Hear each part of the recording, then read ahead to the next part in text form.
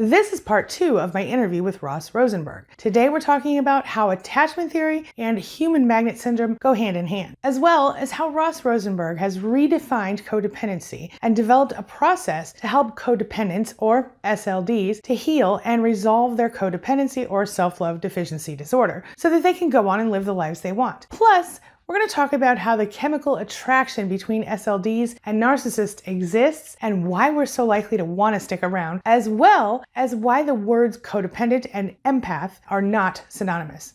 Let's get started. Attachment is defined as a deep and enduring emotional bond that connects one person to another person. Attachment theory basically helps us to understand our relationships and how our relationships with our mothers could affect us and our lifelong development, and even our relationships with others in really profound ways. In psychology, attachment theory, as we know it today, was first originated in 1958 when psychiatrist John Bowlby recognized the importance of a child's relationship with their mother. It turns out he realized that our emotional, social, and cognitive development are directly affected by our attachment to our mothers. Now, along with fellow researcher James Robertson, Bowlby found that children who were separated from their mothers would experience extreme distress. This would lead them to anxiety, and they assumed that this might have been related to the idea that their mothers fed and cared for them. But then they noticed that the separation anxiety would not diminish even when the kids were fed and cared for by other caregivers. Now, before this,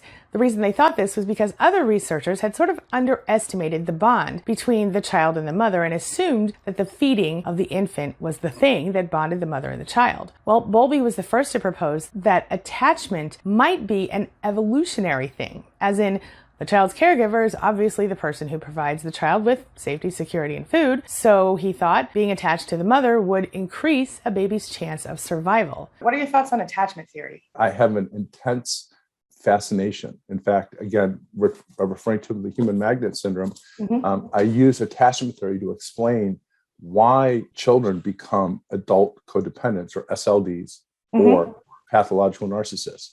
And I rely on attachment theory in order to explain the process. Simply, attachment theory explains that our psychological health or ill health is caused by the manner in which we were loved, respected, and cared for during our critical ages of development, between birth and up to 8 years old. And if we endure psychological harm, abuse, neglect, mental manipulation, or we are deprived or neglected or abandoned, we don't get to attach to a nurturing parent figure. And without that attachment, we don't develop the potential to be healthy, high-functioning adults. So if you were raised by a narcissist and loved conditionally and had to mold yourself into the type of trophy the narcissist needed in order to get anything, and you will have not experienced positive and nurturing attachment, and that will have impact on your psychological health in your adulthood. It will also have impact on the relationship choices that you make as an adult. And so attachment theory explains through my human magnet syndrome book why SLDs or codependents always choose narcissists, because they only experience that type of love because they respond to and are attracted to people that fit what I call the relationship template that they experienced in their childhood. And that's how chemistry is. If a child who was brought up by the pathological narcissist and who did not attach in a way that would be healthy is going to find the narcissist as familiar and paradoxically safe, because they know and have experienced their whole life living with that person, and they know what to do. Human magnet syndrome is a very interesting term, and I'd really love for you to kind of just explain a little bit about what that means. Well, the human magnet syndrome, as you can see from the book cover, and I love it. It's really nice. It's hearts that are coming together and trapped within barbed wire. But more specifically, I came up with the term to explain why codependents, or SLDs, predictably, reflexively fall in love with narcissists, and the same. And it is the matching, talking about attachment theory, it is the matching of relationship templates. If someone understands to love someone and to be loved, you have to be silent, acquiescent, constantly vulnerable, and moldable, and just be constantly interested in a person who's not interested in you. And that is just the way you understand relationships. And then a narcissist who understands relationships is that people want to hear what they have to say. They want to enjoy their accomplishments. They want to be told how great a person is, which of course is not true, but that's what narcissists think. So if you think about when the two people meet, they're opposites.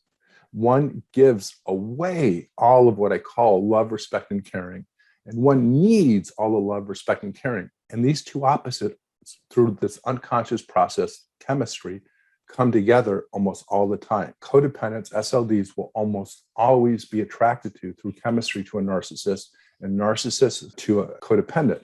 And that pull is the attraction process of two people feeling so comfortable, like a dance partnership. The leader needs a follower, the follower needs a leader, and the recognition of that on unconscious levels brings them together like two magnets. That is powerful. And that's entirely, I mean, from my experience alone, that's entirely accurate. You are going to read my book because I'm going to send Absolutely. it to you. Actually, no, I hope you read my book. You should, but it probably explains why it's sold 125,000 copies and it's been printed in 9 or 10 languages, because people all over the world relate to it, including myself, the person who experienced it and then wrote it. You know, you're really kind of a pioneer in this field of research, right? Thank you. No one has explained codependency as I have, reconceptualized it, and then renamed it, and then further reconceptualized it in a way that actually makes sense to people who are suffering from it, and not only identifies the problem in a way that intuitively connects to them, but it gives them direction on what to do. Yeah, it's amazing. I've read a lot of your articles and a lot of your work online, and I've just been really impressed with, you know, your ability to kind of mix the science and the people, like the regular people, so I could understand, or anyone could understand. You know, I think that's really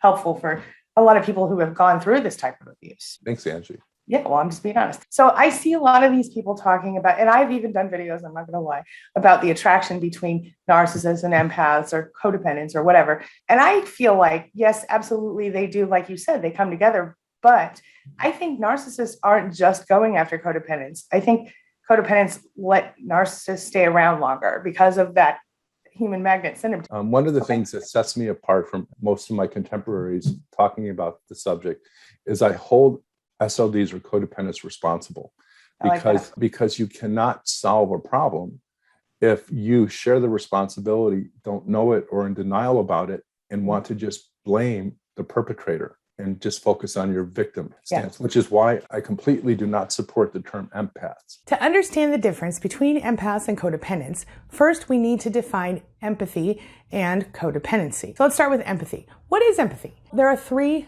different types of empathy: cognitive, emotional, and compassionate. Emotional and compassionate empathy seem to be intrinsic for most people, and cognitive empathy can be learned. So an adult empath would be able to logically understand what a person feels. They would be emotionally affected by what they feel and also move to take action to help them deal with what they feel. Now let's talk about what codependency is. Codependency is when you are codependent or you're dependent on another person in unhealthy ways. It seems to be in most cases affected by some form of trauma that often occurs in childhood. It is considered a behavioral condition as it inhibits your ability to have a healthy and mutually satisfying relationship. A good synonym for codependency might actually be relationship addiction, because codependents tend to be perpetually involved in relationships that are one-sided, emotionally destructive, and or abusive. Because it's a candy-coated term that makes an SLD or codependent feel good about themselves, when in fact, the SLDs have significant psychological problems, significant.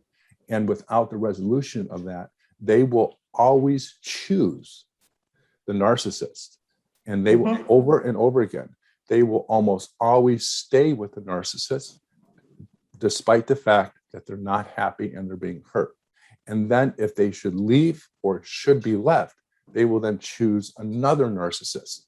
So to understand self-love deficit disorder, codependency is a psychological disorder that is motivated through volition. And as long as people play the victim card, by the way, there's no excuse for abuse or anything like that. Don't get me wrong. But as long as they play the victim card and look to these videos on YouTube or these books that demonize narcissists and glorify the sacrificing poor SLD or codependent, no one gets better. That's why people find my material helpful, because it holds them accountable in a non-judgmental, empathetic, and compassionate way.